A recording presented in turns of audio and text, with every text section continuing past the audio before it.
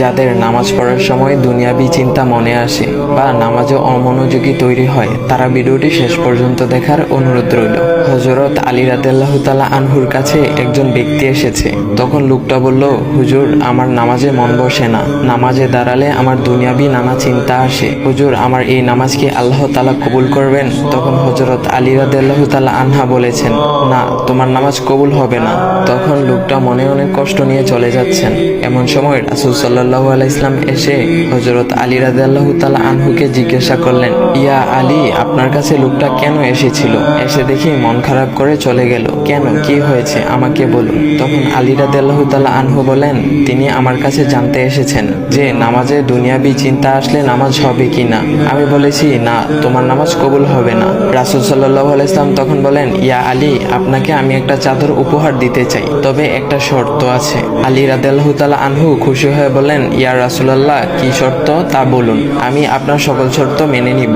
বুঝতেই তো পারছেন রাসূল সাল্লাল্লাহু আলাইহি ওয়াসাল্লামের চাদর বলে কথা। তখন রাসূল সাল্লাল্লাহু আলাইহি ওয়াসাল্লাম বললেন, ইয়া আলী, আপনি যদি এই মুহূর্তে 2 রাকাত নামাজ একনিষ্ঠভাবে পড়তে পারেন দুনিয়াবি সকল চিন্তা দূর করে, তাহলে আমি আপনাকে সেই চাদরটি উপহার দেব।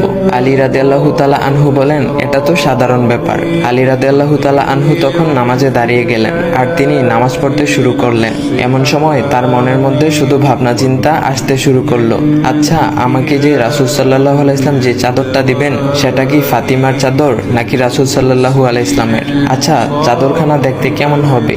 এই বিভিন্ন বিষয় নিয়ে ভাবতে লাগলেন। তিনি ভুলেই গেছেন যে দুনিয়াবি চিন্তা নামাজে আনতে রাসূল সাল্লাল্লাহু আলাইহি ওয়াসাল্লাম নিষেধ করেছেন। এর মধ্যে আলী রাদিয়াল্লাহু তাআলা আনহুর নামাজ পড়া শেষ। আলী রাদিয়াল্লাহু তাআলা নামাজ শেষ করে রাসূল সাল্লাল্লাহু আলাইহি ওয়াসাল্লামকে বলতেছেন, ইয়া রাসূলুল্লাহ, আমি আপনার শর্ত মেনেছি, এখন আমাকে চাদরখানা উপহার দেন। রাসূল সাল্লাল্লাহু আলাইহি ওয়াসাল্লাম বলেন, ইয়া আলী, আপনি কি একনিষ্ঠভাবে দুনিয়াবি চিন্তামুক্ত ছাড়া 2 রাকাত নামাজ পড়েছেন? তখন আলী রাদিয়াল্লাহু তাআলা আনহা মুচকি হেসে বললেন, না ইয়া রাসূলুল্লাহ, আমি আপনার চাদর নিয়ে অনেক কিছুই ভেবেছি।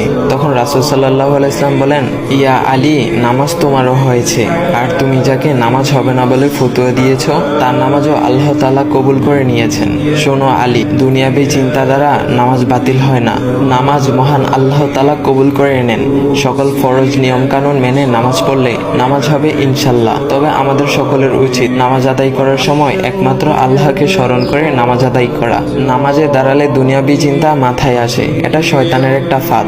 আল্লাহ তাআলা আমাদের সকলকে শয়তানের কুমন্ত্রণা থেকে হেফাজত রাখুক এবং সঠিকভাবে মনোযোগের সাথে নামাজ আদায় করার মতো তৌফিক দান করুক। সবাই বলি আমিন। চাইলে ভিডিওটা আপনি অন্যদের কাছে শেয়ার করতে পারেন, এতে অন্যদের ভুল ভ্রান্তিগুলো দূর হবে।